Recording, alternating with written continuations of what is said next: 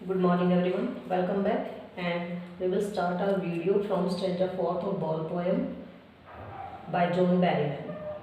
अब तक हमने रीड किया कि जो छोटा बच्चा है उसकी बॉल लॉस्ट हो चुकी है और बच्चा इस बात से काफ़ी ज़्यादा ग्लूमी हो गया है, उदास हो गया है।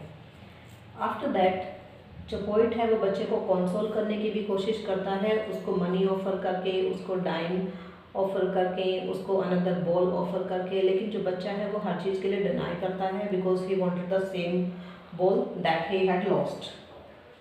अभी यहाँ पर जो स्टेंजा 4 है इसमें जो पोइट है जॉन बेरीमैन वो बता रहे हैं कि जो बच्चा है वो किस चीज़ को यहाँ पर सीख रहा है। इट मीन्स लाइफ के जो हमारा प्रोसेस है, जो साइकिल है, उसमें क्या होता है, उसमें सुख और दुख यानी कि प्रॉफिट और लॉस आते जाते रहते हैं। कुछ चीज़ें हम गेन करते हैं, कुछ चीज़ें हम लॉस्ट कर देते हैं। तो जो चीज़ें हम गेन करते हैं उससे जो हमें हैप्पीनेस मिलती है और जिन चीज़ों को हम लॉस्ट कर देते हैं उससे हमें क्या नुकसान होते हैं, उससे हम कैसा फील करते हैं, डिप्रेशन में जाते हैं या फिर हम ग्लूमी हो जाते हैं। तो वो यहाँ पर समझा रहा है कि बच्चा उस बॉल के लॉस्ट होने के बाद जीवन का कौन सा पहला एक्सपीरियंस ले रहा है। He is learning well behind. Who is he? He is the little boy who had lost the ball. He is learning well behind his desperate eyes. बच्चा अपनी desperate यानी कि hopeless, आशा से रहित आंखों से, अब उसकी जो आईज हैं उसमें कोई भी होप शेष नहीं है, रिमेन नहीं है, क्योंकि उसे लगता है कि वो अपनी बॉल को कभी भी वापस नहीं ला पाएगा। तो बच्चा सीख रहा है, कहाँ से सीख रहा है? बच्चे की जो आंखें हैं उदास हो गई हैं और उन आंखों के पीछे से बच्चा क्या सीख रहा है? बच्चा सीख रहा है the epistemology of loss. Means जो नेचर ऑफ लॉस है कि अगर हम किसी चीज़ को लॉस्ट कर देते हैं तो फिर उसके बाद हम क्या एक्सपीरियंस करते हैं, हम क्या अनुभव करते हैं। तो बच्चा अपनी निराश आंखों के पीछे से एक सबक सीख रहा है और वो सबक है एपिस्टेमोलॉजी ऑफ लॉस का, यानी कि नेचर ऑफ लॉस का।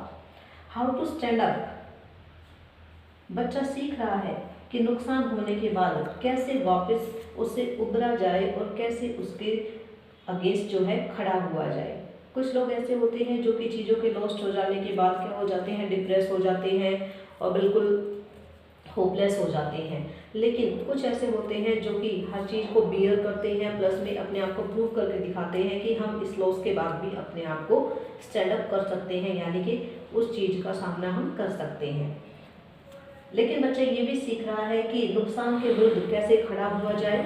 नोविंग but every man must one day know, बच्चा ये भी सीख रहा है कि हर व्यक्ति है वो एक ना एक दिन इस सबक को सीखता है कि जो लॉस है उसके बाद क्या फीलिंग्स होती हैं और प्लस में हमें लॉस के बाद कैसे अपने आप को अगेन इम्प्रूव करना चाहिए और प्लस में हर डिफ़िकल्टी को फेस करना चाहिए।